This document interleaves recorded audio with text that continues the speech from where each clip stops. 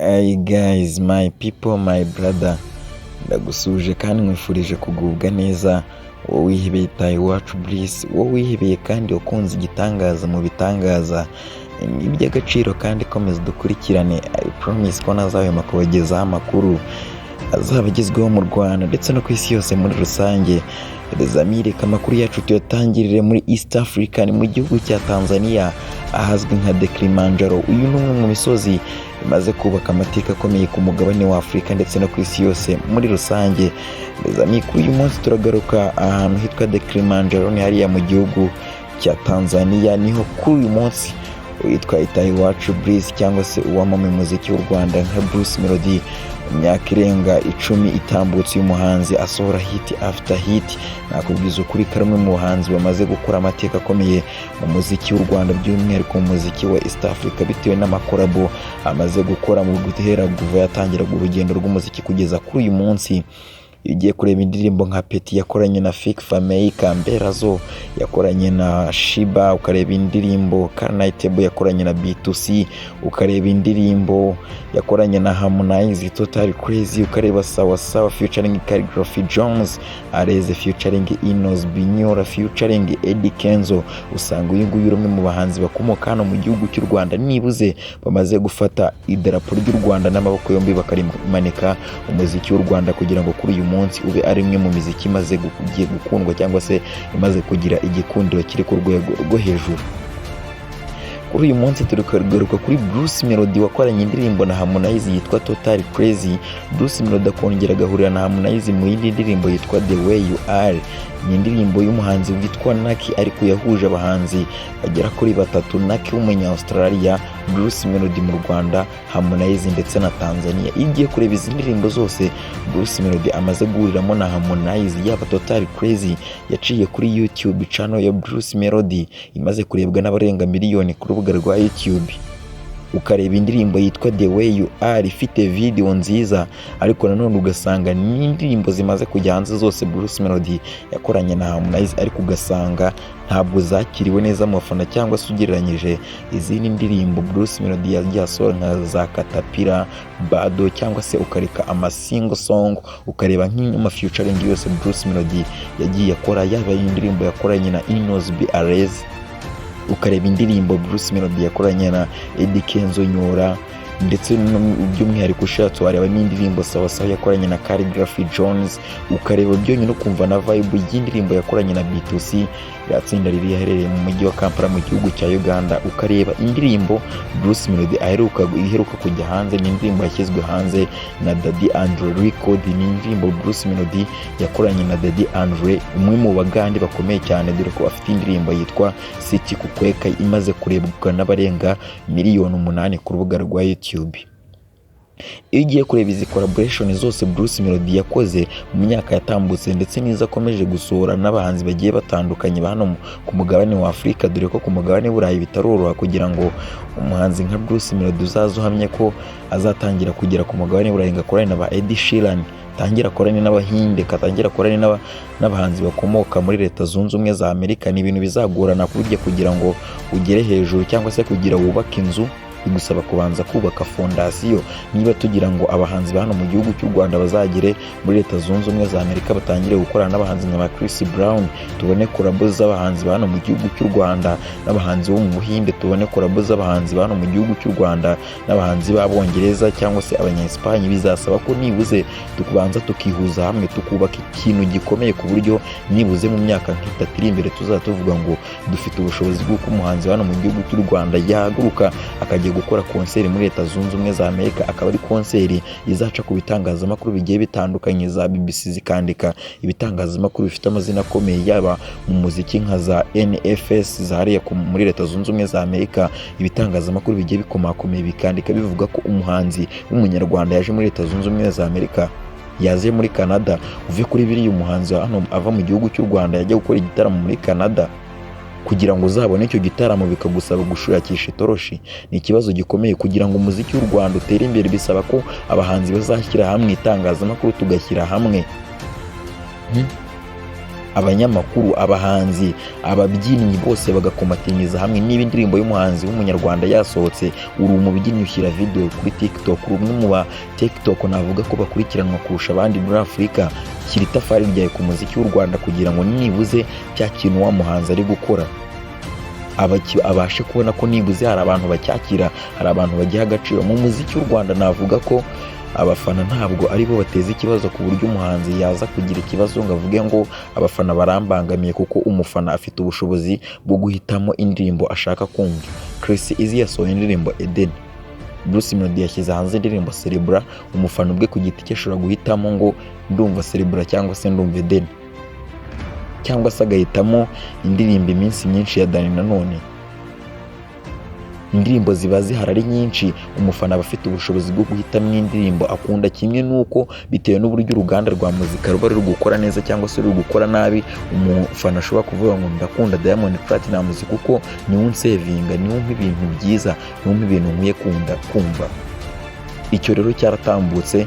Nakubwiza ukuri ko kuri uyu munsi abahanzi ba hano mu gihugu cy'u Rwanda bamaze gukonfirima abafana kugeze ku buryo nakubwira ko ku kigero cya 80% umuziki w'u Rwanda mu gihugu cy'u Rwanda usigaye ukunzwe kurusha umuziki mpuzamahanga. Niyo ugiye kureba usanga kuri za Trace Music bagiye bashyize hanze nk'indirimbo 10 zikunzwe mu gihugu cy'u Rwanda, ugasanga nk'indirimbo Celebra, Eden, Funga Macho, Love Me Hand ni zimwe mu ndirimbo ziyoboye izindi ndirimbo zose ziri hanze. Ndagira ngo muraza kunyihanganira, ikiganiro tugikoze saa 6 z'ijoro, indege ziba zitambuka, ndagira ngo murabizi Kanombe bari ibindi.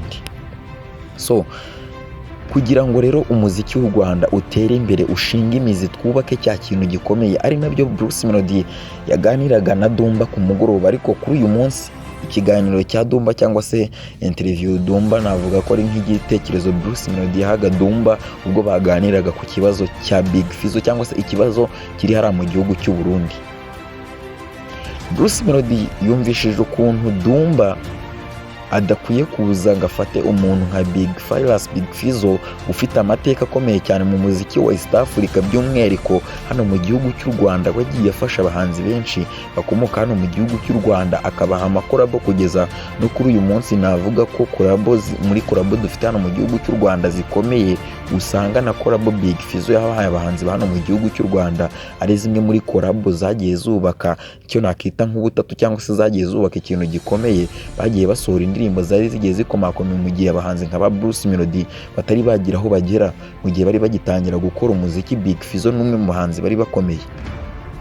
Ahangaha ikindemeranya na Bruce Melody koko Big Fizzo ni legend, ni umuhanzi ukomeye. Ariko nanone nkagaruka ku ruhande rumwe, ari rwo ruhande rwa Dumba.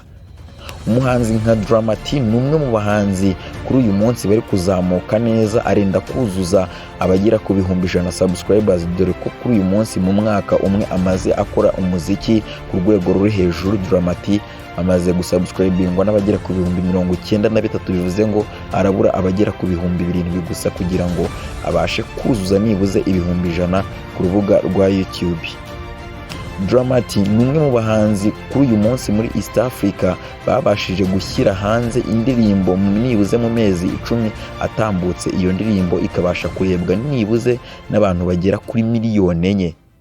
Muri East Africa iyo ugiye kureba abahanzi nibuze mu myaka 3 itambutse abahanzi babashije kubigeraho, usanga ari Diamond Platnumz, ugasanga ni Chris Easy hano mu gihugu cy'u Rwanda, indirimbo nk'Inana, ugasanga umuhanzi nka Dramati nibuze yabashije gusohora indirimbo nka Madamu kuri uyu munsi imaze kurebwa n'abarenga 4,300,000 kurenza kuzamura, ukumva ko nibuze ni umwe mu bahanzi batanga icyizere mu muziki ndundi, mu muziki wa East Africa ndetse no mu muziki wa Afurika muri rusange. Kuko kumva ko umuhanzi mu Burundi yari hamaze igihe umuziki wabo warasubiye inyuma ku rwego ruri hejuru, kugeza ubwo kuri uyu munsi twakiriye umuhanzi nka Dramati, tukakira umuhanzi nka wakoranye indirimbo na Bruce Melody yitwa Inzoga ni Baby, yitwa Double J ndetse na Kiriku.